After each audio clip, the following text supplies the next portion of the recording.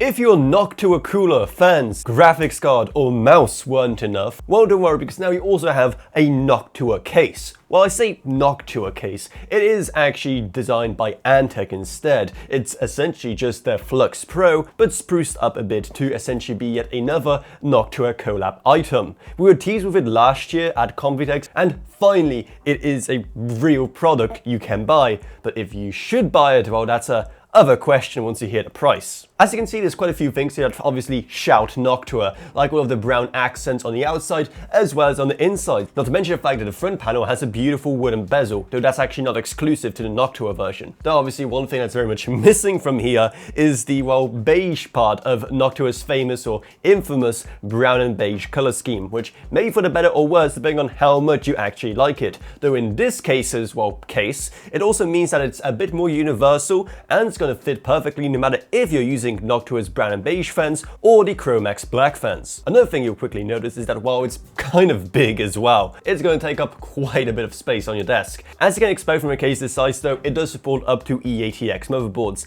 and also it does mean that actually building in it is a lot easier given how much space you have to actually work with, though not everywhere. Naturally, all of the main panels are toolless, as that's just the standard we expect in 2026. However, when we look at the back, we also see why it's so difficult to actually properly review and talk about everything this case does, given how much there is to actually customize or add or remove depending on what you personally need. Though also because of that fact, there isn't as much space here at the back as you'd think initially given just the sheer size of the thing. Taking a look, you'll find stuff like these two 2.5-inch drive bays right here, tons of spots for cable management with already attached cable ties, two additional drive cages on the left hand side which support 3.5-inch and 2.5-inch drives, a fan hub, and at the bottom another highly over-engineered drive cage for hard drives or SSDs. Another thing you'll quickly notice is that in the PSU basement you also have an internal extension cable for the unit itself. But why? Well, because you can essentially mount a PSU sideways so that all of the cables running to your system will end up facing the rear side panel, as it were, rather than towards the front, making for much easier cable management. A pretty interesting solution, I guess, that has its own problems, like you not being able to actually turn off your own power supply without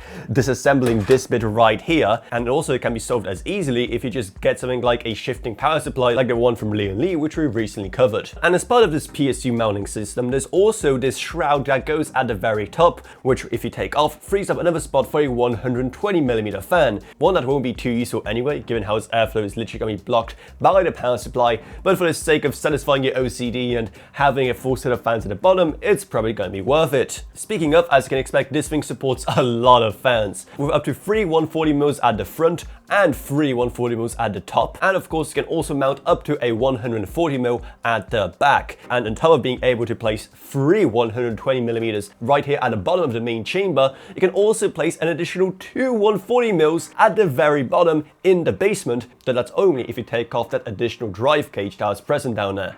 As you can imagine, given the fact that it's a Noctua case, it comes with a kit of 6 Noctua fans, 4 140s and 2 120s. Though keep in mind that they're all not created equal, and 2 of the 140s and 1 of the 120s are actually higher RPM models. So keep that in mind when you're actually adding them in a case. So while it's definitely not enough to populate every fan slot, it's definitely enough to get you started. And there's also pre-ran extension cables present as well to make installing everything that much easier. And well, it's Noctua fans. What do you expect? The cooling performance is, well, more than adequate to say the least. When it comes to the front I/O, well, we have a 10GB Type-C port, 2 5GB per second Type-A ports, plus also the expected combo audio jack, and also a power button, and also, thank you Antec and Noctua, an actual reset button. I should not be awarding points for a case actually having a reset button. That should be a given. However, we live in a kind of dystopian society where those are going away for some reason. So kudos for you for actually having one, and shame on every single other PC case manufacturer who, for some reason, all of a sudden decided that reset buttons shouldn't come on cases nowadays. With that rant over, you also notice there's one more button at the very top, and that is simply labeled temp.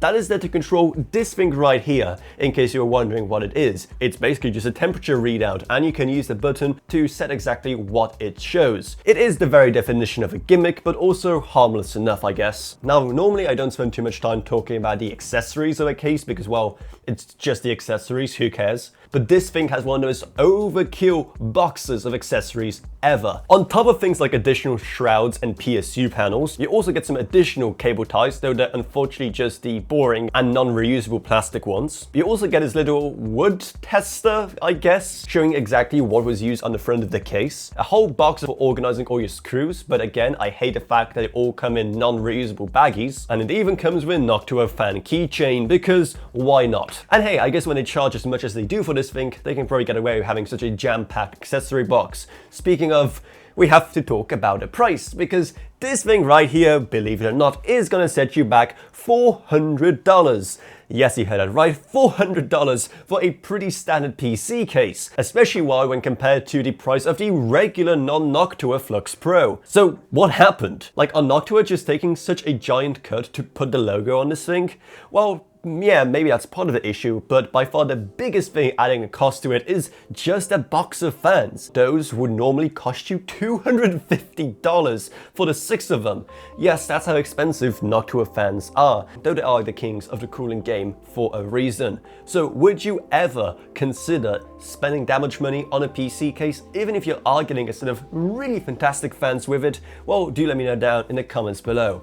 I, for one, absolutely love it. It has an amazing design, looks so sleek and elegant, and wouldn't look out of place in some executive's office, for example. And the wood on the front here is just such a beautiful accent. I mean, come on, who doesn't want to have wood on their PC case? And there's very few things I can complain about for the price. Sure, there are some, like for example the fact that we still don't have any 5¼ inch bays despite the size, and there's plenty of space here in the basement for one. Or how about the fact that, sure, while all of the intakes are technically filtered, most of them still have pretty large overall holes, so they're pretty much only good for stopping dust bunnies, and anything finer than that is still getting in and ruining the look of your beautiful and elegant build. It's still an amazing case, I love it, don't get me wrong, and hey, if you want to get it yourself, then the links to it will be down in the video description below, alongside a Patreon, because even a single $1 a month truly goes a long way. Plus huge thanks to Gavin Burns, Justin Rage, Ella Vroniak, Balash Vokan, Another Pseudonym, Mexton Machine, Allcraft, and Mason Magruder. But anyway, that's what it's. I hope you enjoyed this video. If you did, then remember to subscribe, like, whatever, and I'll see you all in whatever I make next. Goodbye, everyone.